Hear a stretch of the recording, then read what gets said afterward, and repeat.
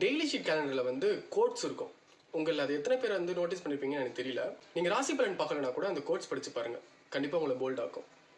இன்றைக்கி அது மாதிரி ஒரு கோட் படித்தேன். So I just want to share with you guys. துன்பம் ஒருவனை செல்வான ஆக்காவிடினும் அறிவாளி ஆக்கும். இதில் என்ன சொல்ல வராங்கன்னா, துன்பம் வந்தாலே நம்ம வந்து சேட் ஆகிடுவோம், அதுலேருந்து வெளியில் வரணும்னு தான் நம்ம ஆசைப்படுவோம். அதுக்கான முயற்சிகள்லாம் நம்ம எடுப்போம். துன்பத்துலேருந்து வெளியில் வந்தால் நீ வந்து ஒரு பெரிய பணக்காரன் ஆகலான்னா கூட நீ கண்டிப்பாக ஒரு அறிவாளியாக மாறுவேன்னு சொல்கிறாங்க. இப்போ உங்களுக்கு ஒரு துன்பம் வருதுன்னா அது உங்களை மேம்படுத்த தான் வருது. இப்போ நீங்கள் ஒரு துன்பத்தில் இருக்கீங்கன்னா அதுலேருந்து எப்படி வெளியில் வரலாங்கிறதுக்கான முயற்சி எடுங்க. ஏன் சொல்கிறேன்னா, லேட்டர் உங்களுக்கு ஒரு பெரிய துன்பம் வந்தால் கூட அதை நீங்கள் ஈஸியாக சால்வ் பண்ணிங்க.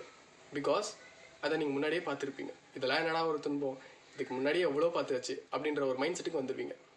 அடுத்து வரக்கூடிய ஒரு பெரிய டிசாஸ்டரை ஈஸியாக ஃபேஸ் பண்ணுன்ற ஒரு சின்ன ட்ரையல் துன்பத்தை தான் உங்கள் லைஃப்பில் நீங்கள் பார்த்துக்கிட்டு இருக்கீங்க. ஸோ போல்டாக ஃபேஸ் பண்ணுங்கள். You can do anything.